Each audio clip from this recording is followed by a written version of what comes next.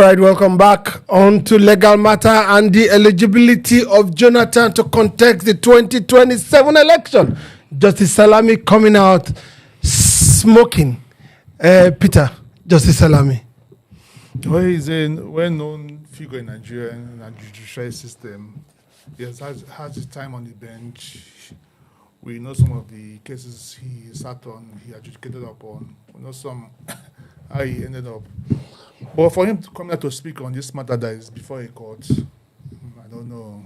He should know better. And I like what he said from his own opinion, from his own understanding. He feels that Jonathan's ambition to run is dead on arrival, based on what the Constitution says that it's only 2 terms you should run for, and he has been sworn in twice.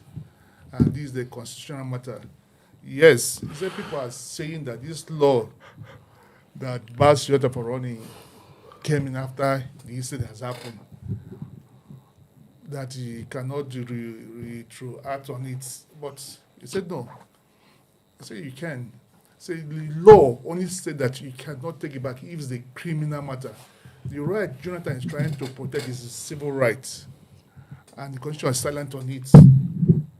So for him, he could win the election, but he'll be thrown out at that Court of Appeal or Supreme Court. Okay, for Justice Salami of the appeal court. He was an appeal court president, and he's bearing his mind on this matter. He took us back to subsection 3 of section 137 of the 1999 Constitution, but we must go into the fact that this subsection 3 was not originally. It's an alteration. That the alteration came in 2018 after Jonathan has done this before. Let's look at it from that angle. First of all, this matter is sub judice. Yes. You think that people who should know better, should actually act better. But to see somebody of the level of Justice Salami, former president of appeal court, coming to throw opinion into a matter that's directly before the court, you begin to wonder what he's trying to achieve. You understand? Also, it's important we remind people that this Justice Salami was suspended from being the president of appeal court in 2011 during Jonathan's era, August 18, 2011 precisely, during Jonathan's era, when he refused to apologize to Kassina, CJN of that time, where Justice Salami claimed that Kassina, the Chief Justice of the Federation, at that time was trying to influence him on the Sokoto State gubernatorial election. So he's been in all the front of this controversy, and he was suspended. So that suspension, because he refused to apologize, that suspension happened under Jonathan's tenure in 2011. So he could be speaking from emotional point of view in jurisprudence that might cover issues of biasness of somebody because of what he suffered during that tenure. So you might not clearly pick what he's saying to be necessary at this time, knowing that the matter is before the court. So whatever it is, he bent his argument on the fact that they could serve for only 8 years. That you are limited. It could only be sworn in. No, not even be sworn in. That you couldn't serve for more than 8 years.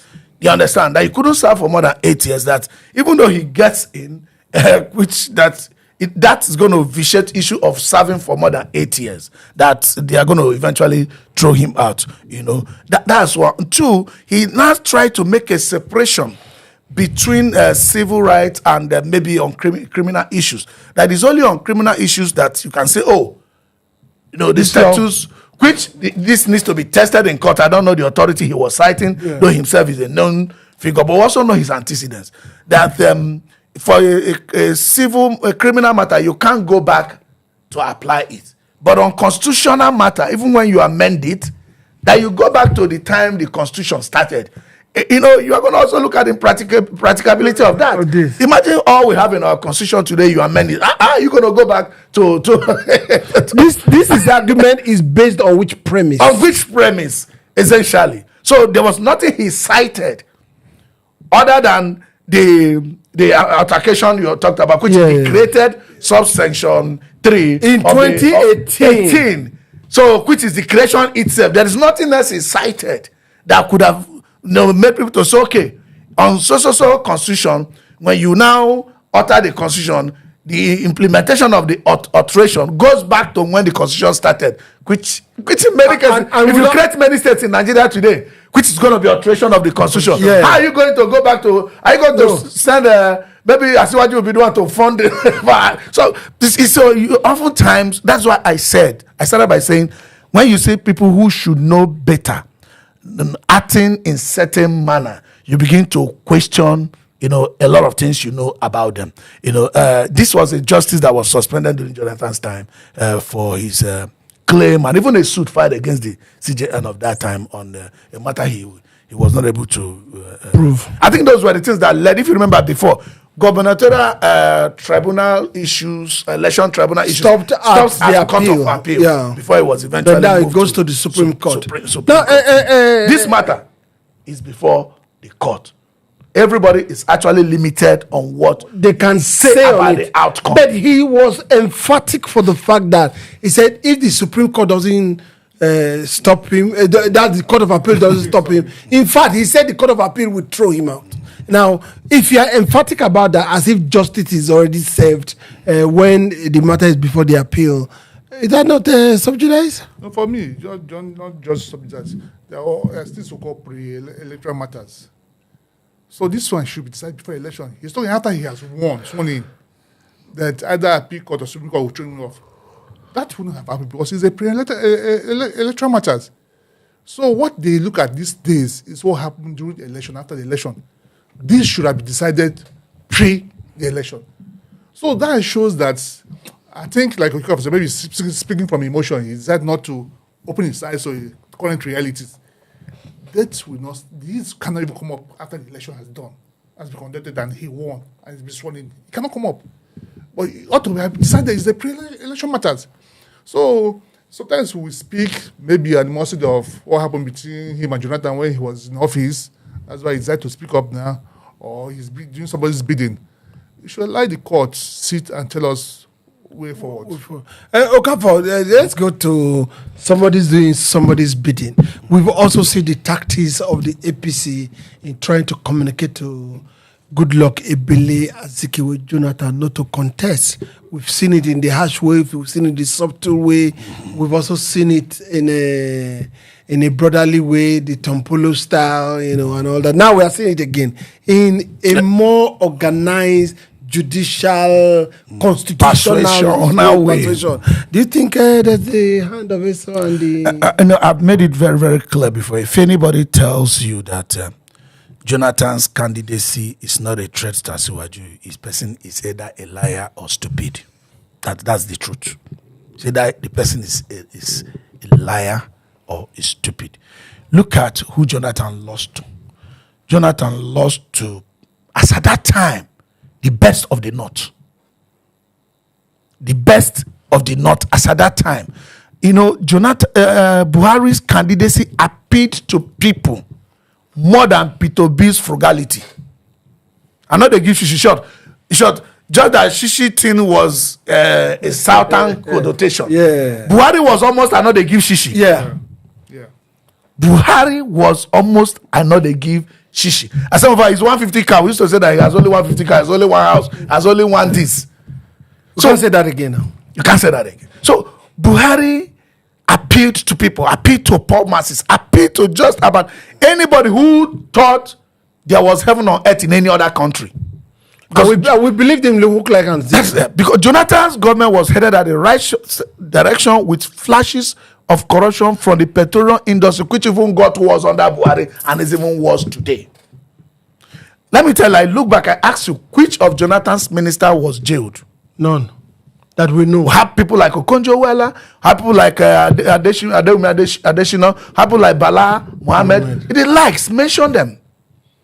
So that government lost to Buhari because Buhari has caught like followership. Everybody wanted a change. And all the animosity they had against PDP was dumped on that election. And Jonathan had a more credible INEC than we had in the 2023. Except Amopetor is different. So now, if that candidate is not against Jonathan, now the North has learned. Our people say if you marry 2 wives, you're going to know the one way better. The Nigerian people have married more than 2 wives now. Now the third one that they marry now. So when Jonathan comes, I also know what we are feeling it. if Jonathan comes at the front versus Asiwaju, it's going to be a very challenging election for Asiwaju. Okay, Peter, in rounding up, Justice Salami, like I asked Okafor, is it being used as a puppet? I wouldn't know why he's doing what he's doing now. Particularly now that his case is cost, I don't know. But truth still remains that I think he got it all wrong. I think he's not setting an example to the younger judges out there. There are things you should uphold as an elder statement in that in legal terms. It's an elder statement when it has to do with legal, everything had to do with our court. So he should have set example. He shouldn't have come out to make this public utterance when this court case is still in courts. So we should live by the books. Okafor, lastly, the law starts from when it was promulgated. We don't backdate it. Yeah. So because the way it was. The attraction of 2018 says that if anybody dies as a president and the vice president takes over, that president can only contest once. And since 2018, this law was made. No president has died in power. No vice president has taken over. So nobody in Nigeria has fallen into that once you apply the law forward. But applying the law backward, maybe Justice Salami is going to teach us. That's his interpretation. Yes. All right, we'll be looking at how it goes down. It's Landslide News. Thank you.